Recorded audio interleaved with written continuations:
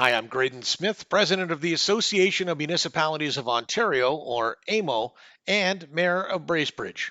AMO's Board of Directors met today, so here's a quick report.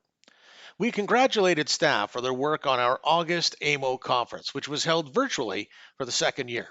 The AMO conference is an important opportunity for governments to come together and work together, particularly now.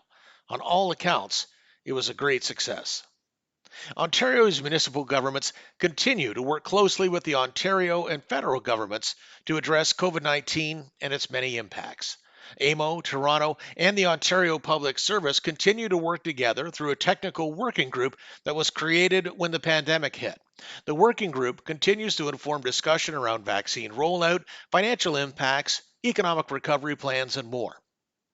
We've just had a national election, and AMO works closely with the Federation of Canadian Municipalities, or FCM.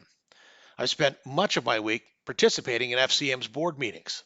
And AMO will continue to work with FCM on federal matters. In particular, we're looking for the federal government to match Ontario's $900 million in COVID related funding for municipal operations like they did last year. We know that more funding will be needed in 2021 and that municipalities will continue to need additional supports into 2022, particularly for transit operations. The Government of Canada and Ontario have both provided significant support for Ontario's 444 municipal governments as we continue to deliver the services that people and businesses rely on most. Ontario's next provincial election is less than a year away, and we're preparing for that. We're focusing on Ontario's economic recovery and sustainable fiscal arrangements.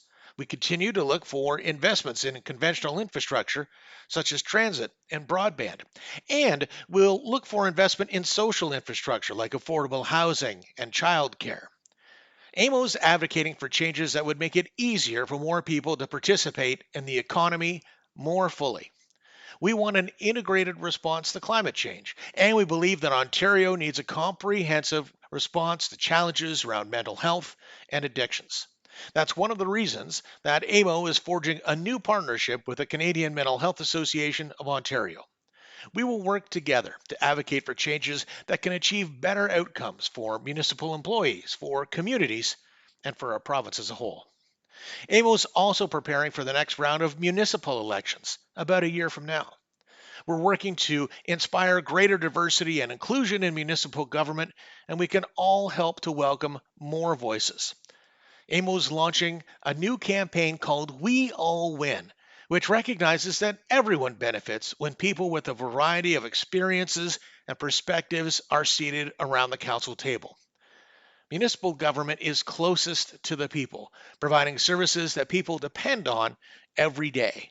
And the board is excited to inspire people from all walks of life to run and make a positive impact in our communities.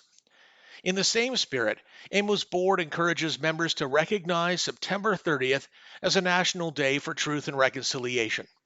A draft resolution has been added to AMO's website to help you do that. AMO recognizes that our work and the work of municipal governments takes place on traditional Indigenous territories. We recognize and respect the history, languages, and cultures of First Nations, Métis, Inuit, and Indigenous people whose presence continues to enrich our communities. If you share our interest in municipal government, I encourage you to visit AMO's website, amo.on.ca. It's a great resource for updates on our extensive work. You can also follow us and me on Twitter. All the best.